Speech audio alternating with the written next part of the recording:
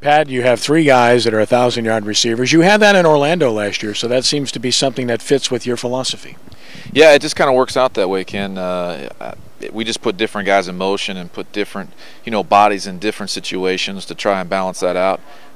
It just sort of works out that way. In high motion, you can get pretty tired, running those high motions. So we try to, create different matchups and keep those guys fresh, and it just kind of works out where they'll get a lot of good numbers. And it makes it difficult for a defense to concentrate attention on one guy, two guys. We often see two guys with a lot of catches and with a lot of yards, but not too often do we see three on the same team in this league. Yeah, it's it just kind of worked out that way with the play calling and the philosophy. I like it. I think you're right, Ken. I think also when you put different bodies in motion, you throw a different type of style at a DB, it can create some good situations and some favorable matchups.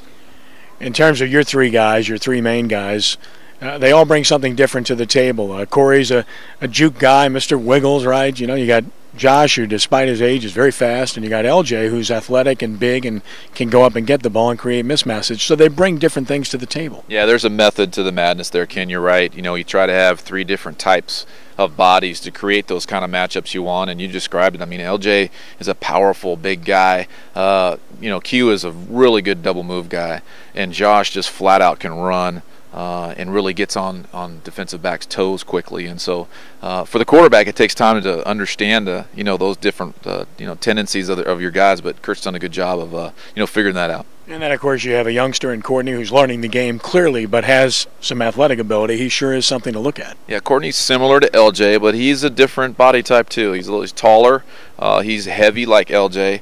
But his ability is a little bit different too. So we've got four guys that really create some different types of looks continually coming at those defensive backs. And then quarterbacks have a tendency to lock in on a guy that they can depend on. A guy like Bush obviously would come to mind, but Rocco's done a great job of distributing the ball and having confidence in all three. That's the key. And, you try to, as a quarterback, you've got to understand, I call it KYP. You got to KYP, Kurt, and you got to know your personnel. And so they all run their routes a little bit differently, and that's a good thing. And so those are things that we adjusted and started out in training camp with, and it's paid off so far. And then last but not least, the test at San Jose. Storied franchise, long trip, really good team.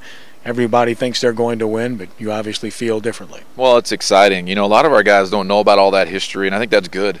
We're going to go out there and play a great team in San Jose. I'm really excited about this game, Ken. I'm really excited to see how our team will respond and match up with the way they've been playing lately. I think it's going to be a great game.